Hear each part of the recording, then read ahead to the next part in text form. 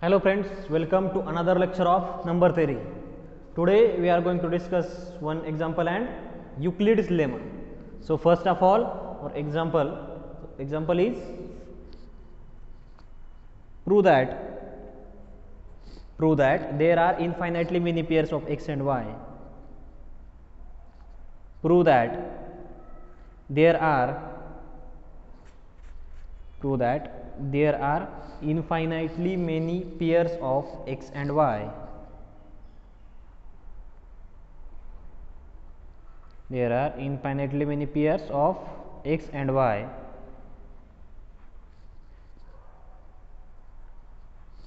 Infinitely many pairs of x and y satisfying x plus y is equals to 100. Prove that there are infinitely many pairs of x and y satisfying x plus y is equals to 100 and greatest common divisor GCD of x and y, GCD of x and y, that is GCD of x and y is equals to 5.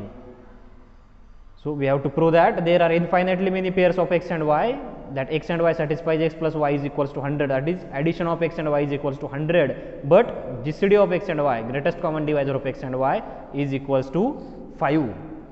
To solve this example, we have given that two numbers x and y such that their GCD is 5, and we have to prove that the addition of these two numbers is equals to 100 for infinitely many pairs of x and y, that is there are infinitely many integers x and y, the pair of integers x and y, such that their addition is equals to 100 and GCD of that x and y is equals to 5. So since we have GCD of xy is equals to 5, this gives us 5 is common divisor, 5 is greatest common divisor. First of all, 5 must be a common divisor. This gives 5 is common divisor of x and y.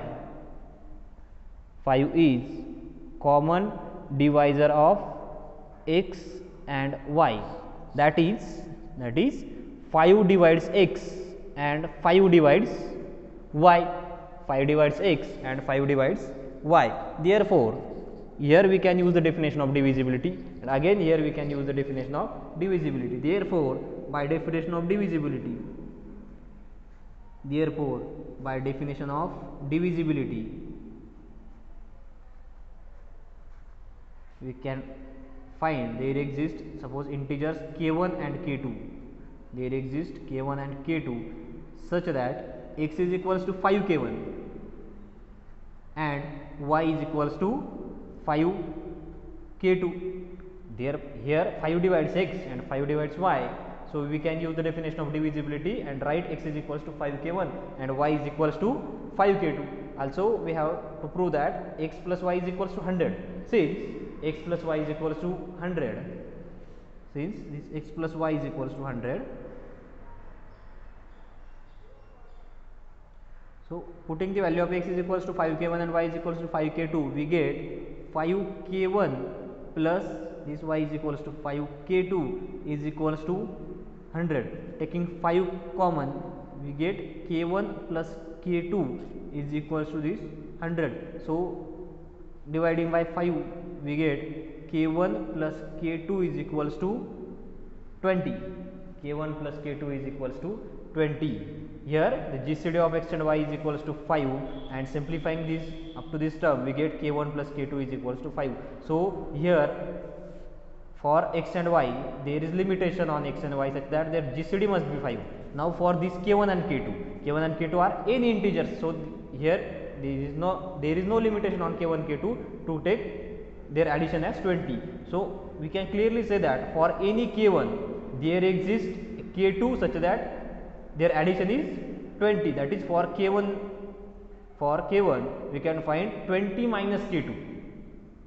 For k1 we can find 20 minus k2 such that their addition is 20.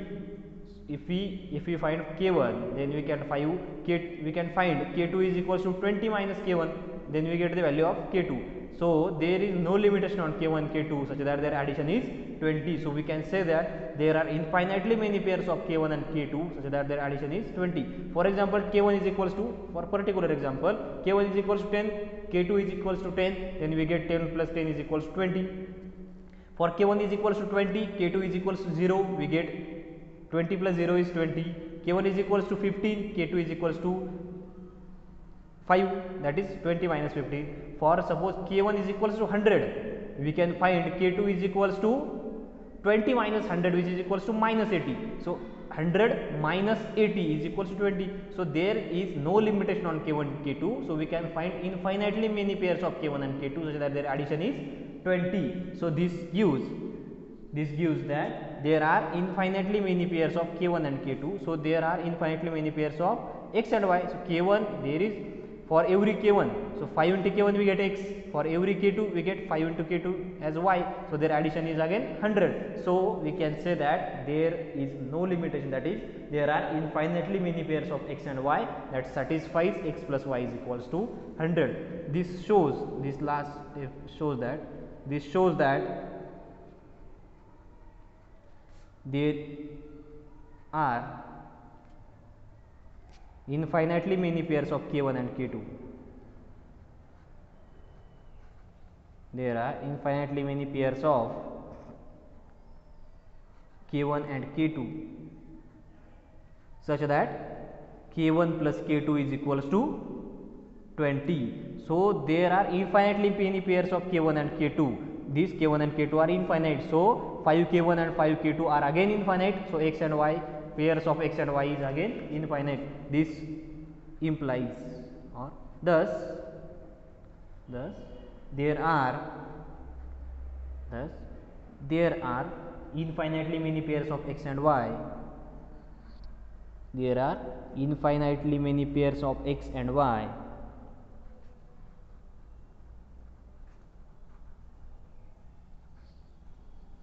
satisfying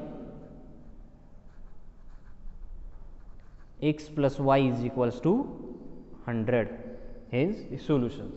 So next, another example is for your homework. Another example is, this is for homework. Prove that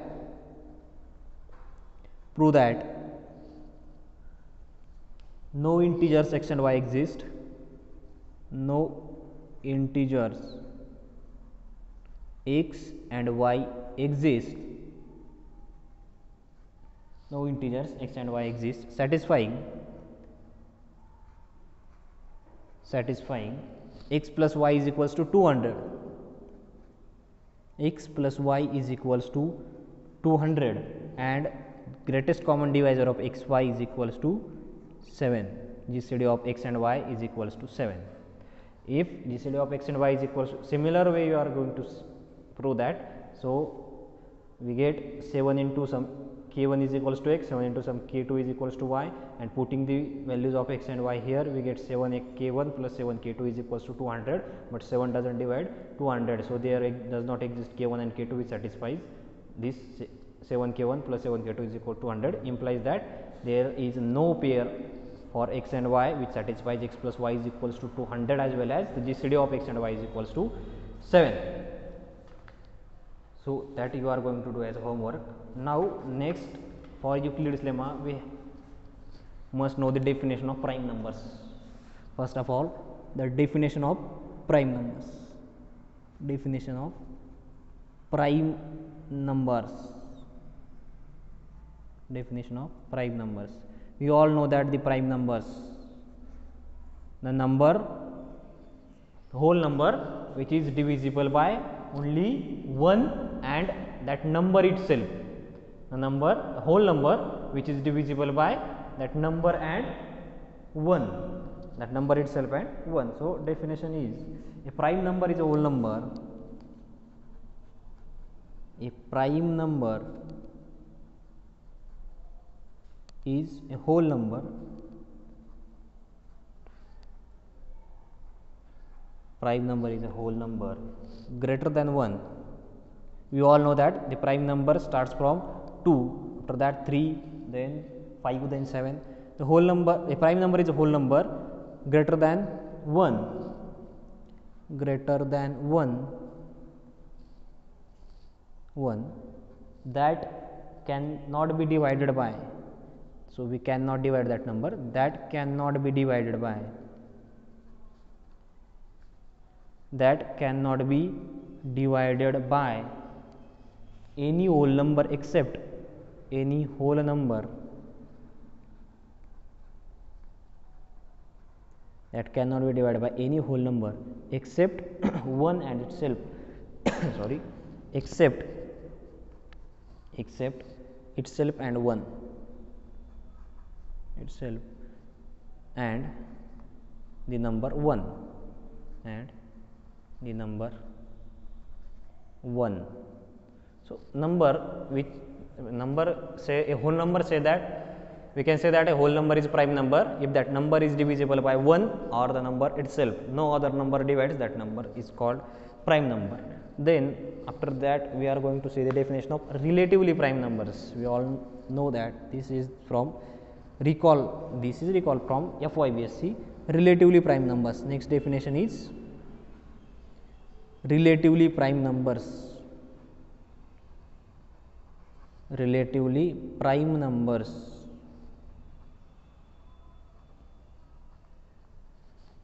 Relatively prime numbers. Two numbers are said to be relatively prime if their GCD is 1. Two numbers are two integers, suppose two integers a and b, two integers a and b are said to be relatively prime, are said to be relatively prime, are said to be relatively prime if GCD of a and b, greatest common, this is the notation of GCD, GCD of a and b is equals to 1. If the GCD of any two numbers is 1, then we say that two integers are relatively prime. First of all, the definition of prime numbers, we know that the GCD of, we know that the prime numbers are the numbers which are divisible by only 1, the number 1 and itself, and the relatively prime numbers are those numbers whose GCD is 1. Now the important topic is Euclid's lemma. Euclid's lemma. Euclid's lemma statement is, the statement of Euclid's lemma is, if P is prime, if P is prime number and that prime number P divides A into B, that is P divides AB, then either P divides A or P divides B, either P divides A or P divides B. The statement of Euclid's lemma says that if P is a prime number and P divides the multiplication of two integers, that is multiplication of AB, A into B, then this prime number P divides one of these two integers, that is either P divides A or P divides B. So to prove this statement, proof is, this proof, we have given that P is prime number and P divides AB. So first of all, writing the given things, given that P is prime number, P is prime number and P divides A into B, P divides A into B. To prove that, that is our claim is either P divides A or P divides B, either P divides A or P divides B. P is prime and P divides AB, then we have to prove that this P either divides A or P divides B. If P divides, we have to prove that either P divides A or P divides B. So P divides one of them, that is either A or B, whether P divides A or P divides B. If our P divides A, then our proof is done, that is we are done. So if P divides A, then there is nothing to prove. Now if P doesn't divide B, then we are going to show that P divides B. If P divides A, then there is nothing to prove, that is our proof is obvious, that is P divides A. Here the condition is P divides A or P divides B. We have to prove that P divides one of these two integers. So if P divides A, then there is nothing to prove, that is our proof is obvious. Then if P doesn't divide A, then we have to prove that P divides B. If P divides A, then there is nothing to prove. There is nothing to prove, that is our proof is completed. We have to prove that P divides A or P divides B, that is we have to prove that P divides one of them. Here P divides A, so our proof is done. If this P divides A, then our proof is done. If our P doesn't divide A, then we have to show that P divides B. Then we have to show that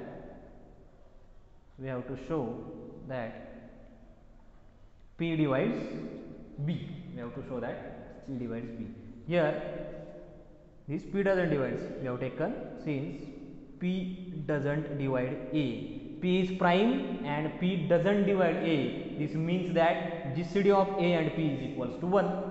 We know that the divisor of prime number is 1 and that prime itself, and this prime doesn't divide A means that your GCD is 1. If P divides A, then our GCD of P and A is P, but our P doesn't divide A and P is prime, gives us GCD of A and P is equals to, GCD of these two numbers A and P is equals to 1. Now we are going to use the theorem of expression of linear combination of GCD. We can write it as AX plus PY is equals to 1 by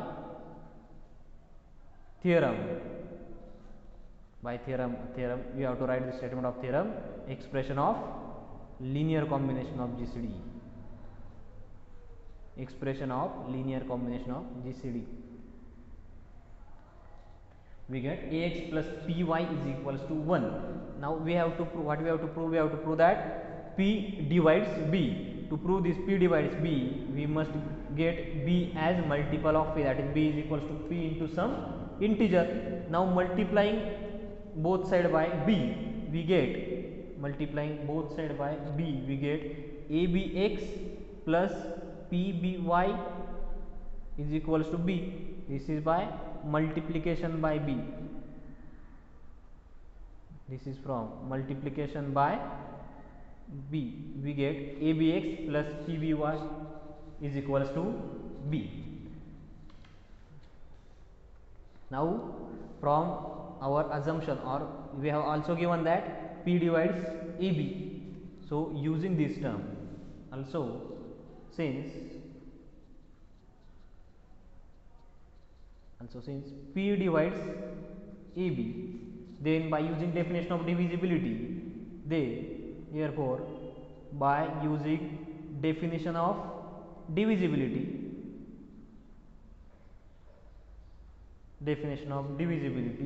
there exists an integer k,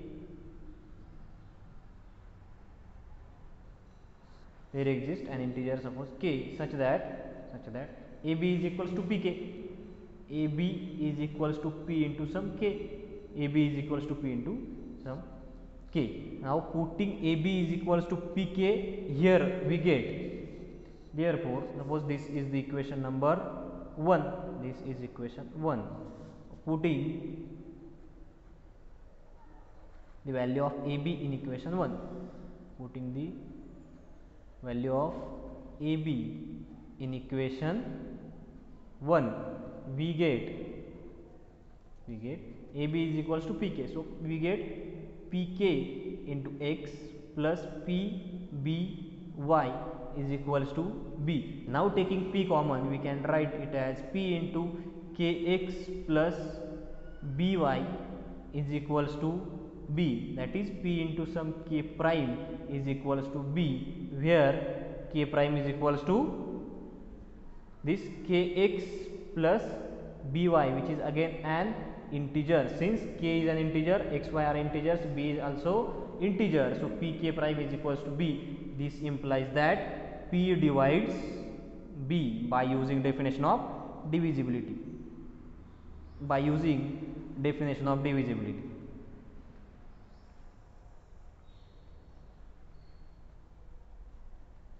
By using definition of divisibility, we get p divides b. Hence the proof, that is, if our p divides a, then we are done, and if p doesn't divide a, then p divides b. Hence the proof of Euclid's lemma. Again overlook this. In Euclid's lemma, our statement is, if p is prime and p divides ab, then either p divides a or p divides b. To prove this, we have given that p is prime and p divides ab. P is prime and p divides ab, then we have to prove that either this p divides a or p divides with this or. So if p divides a, then we get our result, that is p divides a. If p doesn't divide a, then we have to prove that p divides b. Here p doesn't divide a implies that GCD of a and p is equals to 1, since p is prime. So GCD of a and p is equals to 1. Now applying the expression of linear combination of GCD, we can write ax plus py is equals to 1. From this we have p divides ab, so ab is equals to p into k. Putting ab is equals to pk here, we get pkx plus pby, and taking p common from this, we get p into kx plus by is equals to b, and by using definition of divisibility, we get p divides b. Hence our proof of Euclid's lemma.